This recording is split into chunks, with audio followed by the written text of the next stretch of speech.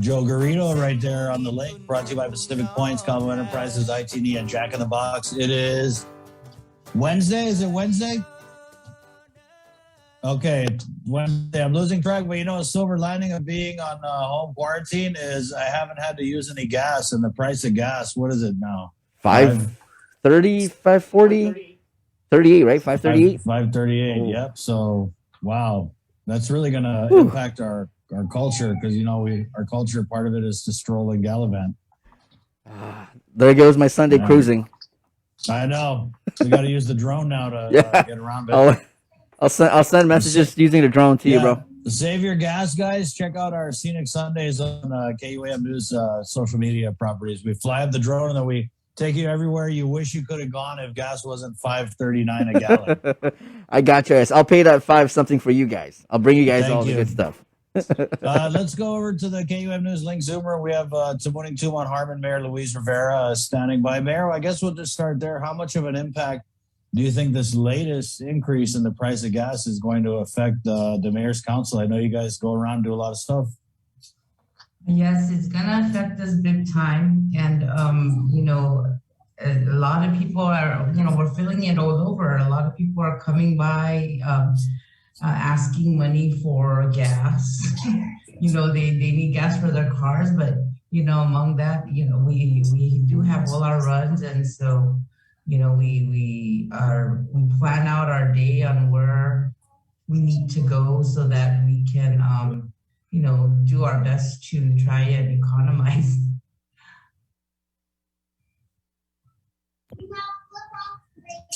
I'm pretty sure that's going to be an impact. When you say people come and ask you money for gas, I know that there are a few panhandlers in the area around the mayor's office, but are these people who are just coming in like they're really hard up and they want like $5-10 or something?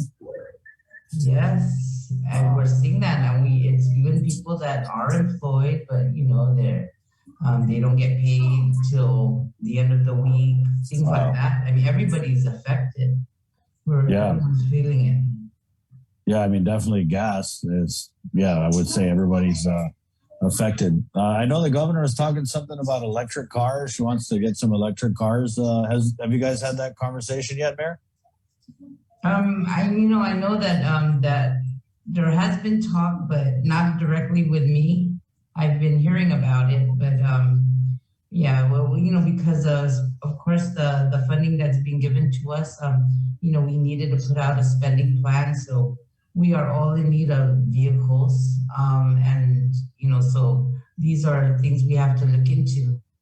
What would be best for our community? And, of course, cost saving measures so that we can expand our fleet and, get the vehicles we need. So, of course, we're looking for vehicles that won't eat up a lot of gas, gas guzzlers. So, that was part of the conversation. Wow. Yeah, I'm pretty sure whatever you guys budgeted for gas, you might have to go back and revisit that, right? Yes. Wow, that probably what you budgeted before won't even tickle your tank now. That's right. Yeah. Especially with more duties of course distribution of different things, and then assisting residents who have no transportation or have no one else to assist them with picking up groceries or their medications, things like that.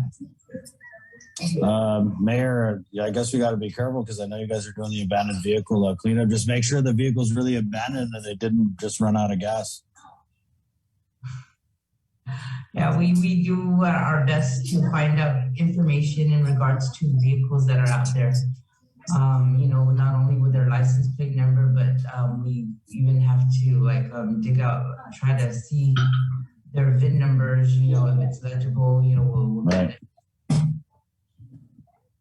Mayor, we asked you on because I know there was a big municipal planning council, this controversial Vista Del Mar project. So you guys, the MPC, approved the project, but it wasn't before they made some changes to the request. Was it just the zone variance, Mayor, that they kind of did away with?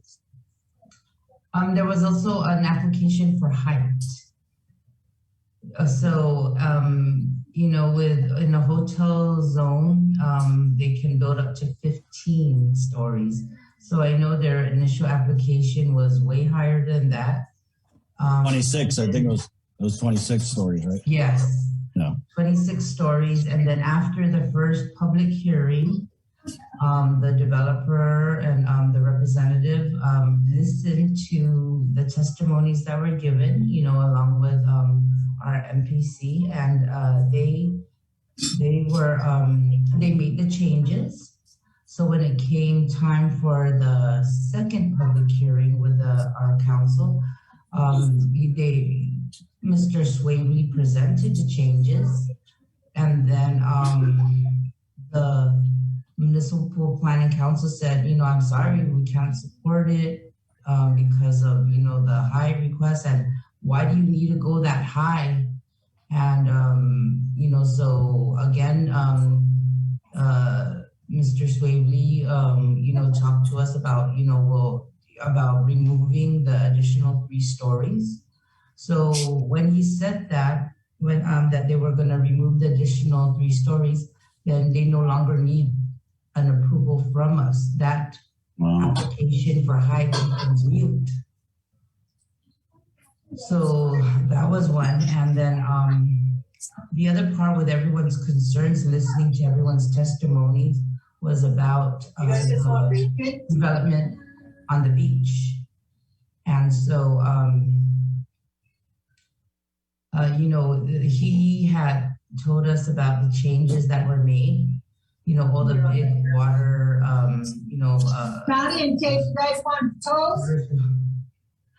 things like that. A lot of changes were made. So because it's a tentative application, we made sure to explain that even if the Municipal Planning Council votes to approve it or disapprove it, it is up to the commission to make the final decision. So, again, so that's when, when they agreed to make changes and move forward and not hurt the environment, talked about the different impacts, and just moving it away from the beach side. That's when the MPC said, okay, we'll approve it. You make all these changes, and then there's going to be all these conditions that you need to follow. And so again, the fight is with the final meeting with the Guam Land Use Commission. And there will be a hybrid commission because of the cost of the project. Right, yeah. So initially it was the height, right? That was a big issue. And so that's no longer a problem. And then you made them pinky promise not to hurt the environment. Right. I mean, they talked about, the trees that are down there, that have all these wonderful butterflies. So, what they did was they put, like where they cannot, no touch zone, like 100 feet around that butterfly tree. And then, like with, other things too. So there was a supplemental package that was provided. And, we're going to, hold them to the fire on this. They are going to be closely watched because, we are all concerned about our environment, our culture, our traditions, and so, a lot of groups have approached us. A lot of people came out and gave their testimony. I also received many. So, we are listening, and the final decision comes from the Guam Land Use Commission hybrid meeting. That's where the final decision will be with other members there, not the Municipal Planning Council. It will be the Guam Land Use Commission. Right. Mayor, I know that you said you heard it from a lot of groups, and yeah, I feel like pretty much every significant environmental group on Guam chimed in on this project, and you could see across social media a lot of the different postings. And there actually is a protest. I want to say it's this Friday, right in front of your office, the ITC intersection. Can we bring in Lost with Luke? Luke here, it's part of a land back, stand for the land protest that's going on Friday. I think we got Luke. Guys, do we have Luke? Okay. Luke, good morning. Good morning. How are you guys? Hey, Luke, good morning. We're doing pretty good. So I know you just heard what the mayor had to say, and it's kind of out of the MPC's hands, but I guess a good place to start would be what exactly are your concerns with this project, the Vista Del Mar project, and did some of the changes that happened prior to the MPC approval, were you okay with those, or are there still changes that you want to see, or do you just want to toss the project altogether? Go ahead.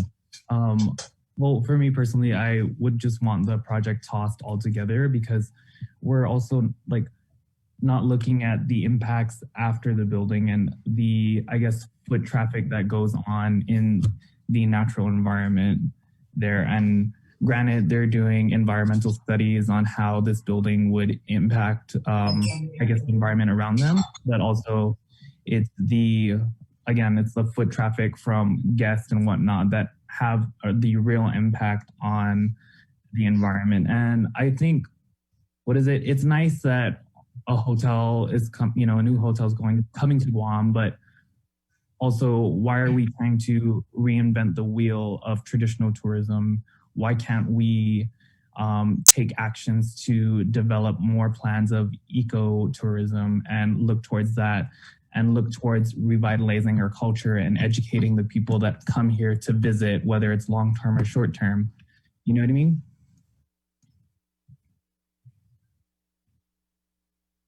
I do get what you're saying, Luke. And Mayor, and I know it's a done decision with your MPC, but to me, this project had represented a lot of things. I mean, there's the obvious environmental concerns, but then there's the idea that we're now attracting tourists outside of Tumon in a Tumon style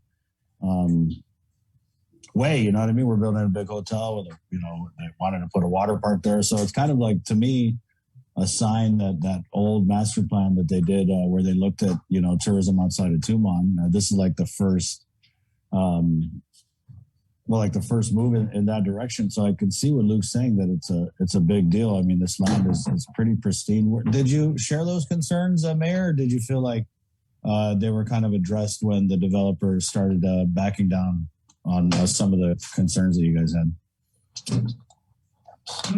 Well, I know that they were talking about, the master plan, about how they wanted to move, part of the hotel resort up and out of Tumon, to expand it. Because, even with all the issues that we're facing with, even with my colleagues, the other mayors are saying, how come, only in Tumon, everything's in Tumon. So, they want to spread it out. And, now that this is happening. So again, it's a tentative plan, and of course, it's their private property, and so those are things that were mentioned about. And then again, with the neighboring properties around that area, where there's not too many, so they're not really affected. Whereas every development that happens, whether small or big, is gonna affect, everyone, that's around there. So, this is one project, but Tumaning alone has a big list of applications that are in there. And especially in heavy populated areas, such as Jonestown, where our only public hospital is. That's one. That's another one coming up. And then there's one off of Route 1 behind the old Northgate Palace. Now it's Triple J. There's another project in there. There's one in Upper Tumon. There are so many. So I've asked the Department of Land Management to give me a list of all these applications that are there, because this Vista Del Mar project is only the first of, now we're seeing the requirements of the open government law, having to publish it, publish the the Municipal Planning Council is required to put out 2 notices. again, we're not budgeted for that. We're like, okay, where are we going to get the money to pay for this? So, I need to see all these applications that are in, talk to them. Are you sure you still want to go forward? And we want to catch and let them know what the issues are before they move forward and spending and all this, because I'm sure the developer knew how we all felt about, the environmental impact and, our ancestors being buried there, things like that. They may have a different plan. So I applaud to also these architects and developers that are out there that are reaching out to all our people, checking, giving us a courtesy call to let us know what they are planning before they actually put in an application. So this is all still new to us. And, so again, Vista Del Mar's project is one of the first that is going out this way with all the notification and hearing testimony from people who don't live in Tumaning, Harmon, that people that have come in, because yes, it is going to impact everyone on our island, not just those that live around there. So, so again, it goes to the commission. That's where the final decision will be made. So I do look forward to everybody continuing to submit their testimony so that we can forward it to the commission for their review before they make a final decision. Yeah, Luke, obviously the mayor's right? There's just so many projects planned for, not just Tumaning Harmon, but of course all over the island, right? As we've had a little bit of a downtime, and now you're starting to see that people are wanting to build stuff up. But Luke, I know your concerns are with Vista Del Mar, but with all these other developments going on in Tumaning Harmon, how do you kind of look at these developments and figure out which ones, you want to kind of take a stand against? Well, I think it's for the reason why I chose Vista Del Mar is because it kind of hits home for me, and that general area is a place where I personally go, and a lot of the people I know who I'm close to go to kind of reconnect with, again, our land, our people, our spirits, our ancestors. So I think that's why I chose Vista Del Mar to kind of protest, but also knowing what I know now from Mayor Rivera, I hope that this Stand for Our Land goes beyond Vista Del Mar and reaches to the other different projects, because why do we keep developing Guam into a kind of a mini Hawaii almost? And it's become that, you know what I mean? Before, Tuman used to be a great place with coconut trees and all that, and lots of green area. But now it's just building after building, condominium after condominium, and often not, I don't think it's affordable for the local people. Me as a full-time employee, part-time student, my take home is roughly maybe $800 to $600 every 2 weeks. You know what I mean? That's not affordable. I don't see affordable housing for people on Guam, but a lot of the times it's you have to get a roommate or even live with your family, and that's just an unjust to the local community in itself. Luke, I know that you spend a lot of time in the water down around that area, right? So just, fins in the water assessment of the state of that area now before this Vista Del Mar project has even broke ground. What's your assessment? And how do you think this project will affect the waters that, you and a lot of people swim in? Right now, from what I've seen and just my personal assessments, there's small bits of coral bleaching that goes on, but also when I go out, the people that I see who are visitors and who don't know often just step or break the coral that's there, and really affects the wildlife that inhabits that area. If you look kind of where Fafai is, you can see a small area of natural erosion on the top, and it just comes down. There's a little patch of red dirt that's slowly coming down. That's just from what I noticed. And I think we as a local community have to do as much as possible to educate not only visitors that come here, but our local people as well on how we can preserve our island and keep it pristine for the next generation. And I think that's where my stand for our land really comes from. Right. And then Luke, I had a couple more questions for the mayor, but just on this gathering, it's happening Friday, ITC intersection. What's the time? And then how can people get a hold of you if they want more info? The stand for our land is February 17th. So that's actually tomorrow from 4 to 6 p.m. ITC intersection. And all I can say is people bring posters and bring the people who are close to you who feel passionately about taking a stand for our land as local people. Really just be safe, wear your masks, practice social distancing while you're there. And if you would like to contact me to help out in any way, please DM me, Lost with Luke on Instagram. Slide into those DMs, guys. It's okay. It's cool. Luke, I'm sorry. This whole interview, I've been saying the protest was on Friday because I don't know why in my mind I thought Friday is a good day for a protest, but it's actually tomorrow. Yeah, it's okay. Thank you. Thank you, Luke. And send us some pics, and we'll be sure to follow up on that. Cool. Thank you guys so much. And I gotta commend you. I love it when I see this kind of passion in someone so young, and it's really good to see, man. I encourage it. Thank you, and I hope you guys shed more spotlight on high school youth who are standing up for this project against. Okay. Yeah, let us know, man. Shoot us. You slide in our DMs, and you let us know. Okay. Okay. Thanks, Luke. Thank you.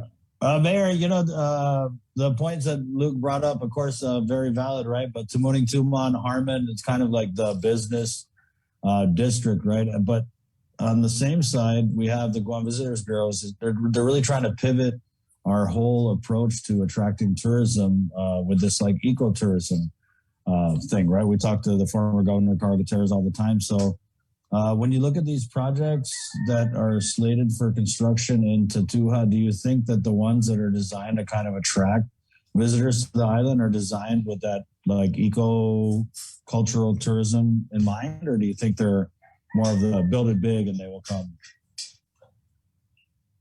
Well, what I like about these public hearings is they get our input, and they're approved to conditions. So when we hear the project and we hear how they're, what they're planning, and we need to make sure that they're eco-friendly. We talk about where they're where they're going to be able to catch their water, where is it going to flow to, a lot of different things. And there has been other projects that we have disapproved in the past because of infrastructure not being there. The area is a place where it's constantly flooding. It gets really bad, and then all the power outages on that side of the street because not enough power flowing in there. There's all these different things that we look at and we talk about. And that is why it's always important, that residents, come out to these different public hearings. It's the neighbors who know what's going on. They'll know how many butterflies come over here and fly that way, or don't know if there are those like snails, or that's an area for them. I mean, so there's just so many projects, and it's all coming up, and people are saying, well, this is my land, I bought it, and we want to develop it. We're saying, okay, fine, develop it, but make sure you don't affect everybody else around you. And so with these public hearings and having to go through the application process and all that, this is where we place conditions on it, and we look at the government of Guam to enforce these issues. So it's even about enforcement. My question has always been, who's supposed to go out and enforce it? again, call the mayor, call the mayor. But there's different agencies that are there, and so even with the municipal planning council, we don't want to have a public hearing unless the agency review committee reports come out. I want to know, the MPC would say, we want to know, what does GPA have to say about it? What does Waterworks have to say about it? Is there enough water flow? Because it's so many stories high, is everyone, all the neighbors now around there going to have low water pressure? So, there's many things that we look at, and we thank you, Luke, also for, doing this. But my question has been to those that of course are testifying against it. What is it, what is it you want done? I mean, why are you against this project? I need justification, because I too, I'm gonna be part of that hybrid commission meeting. So, because it's in our community. So I want you to tell me why exactly you want it disapproved. Because if it was for the height, that application is now moot. So again, I look forward to seeing all of you tomorrow at the protest in our park, and and make sure everybody stays, their social distance, and just respect one another.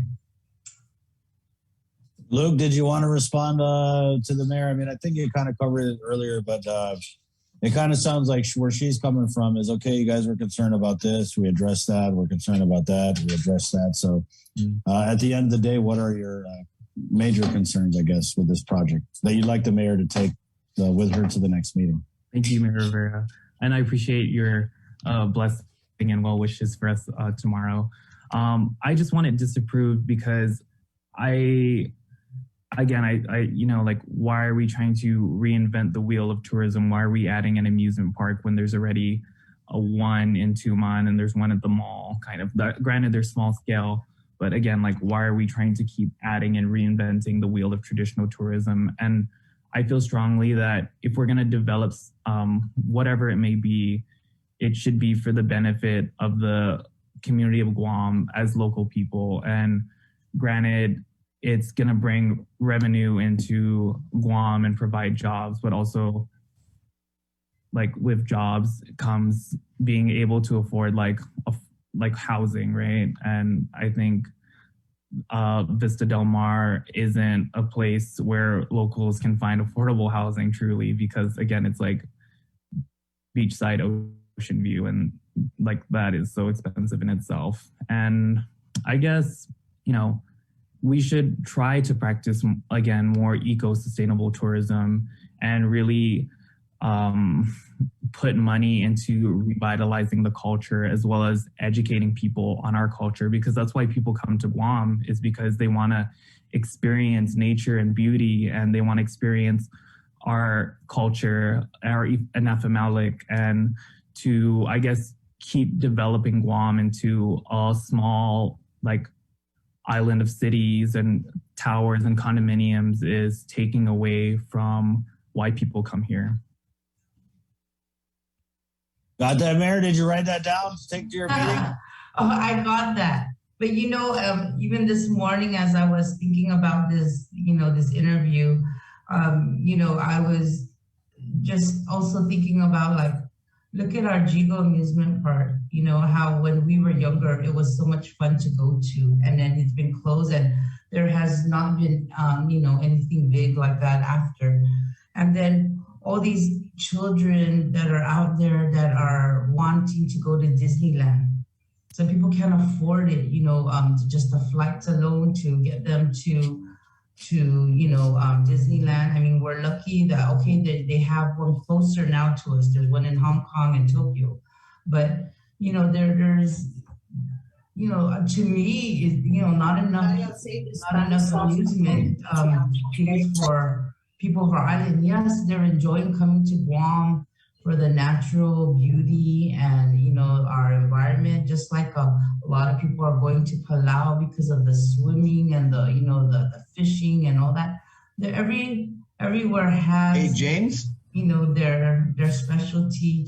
And again, I lost this for some reason. To just continue to work together to bring wonderful things to our island. You know, we're not going to be pro-development. I mean, there are some great things that are here, but you know, we need to be fair to property owners.